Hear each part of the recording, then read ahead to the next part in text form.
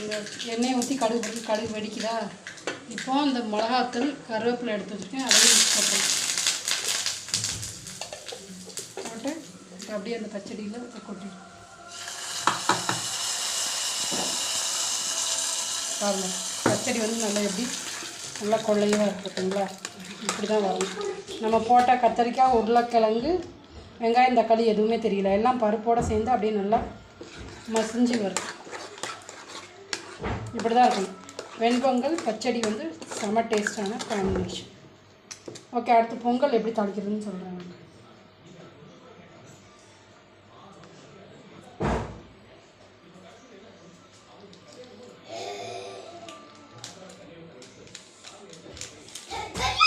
பொங்கலுக்கு ஃபஸ்ட்டு நான் நெய் ஊற்றிக்கிறேன். சரியா? நீங்கள் உங்கள் வீட்டில் நெய் இருந்தால் நெய் யூஸ் பண்ணிக்கோங்க.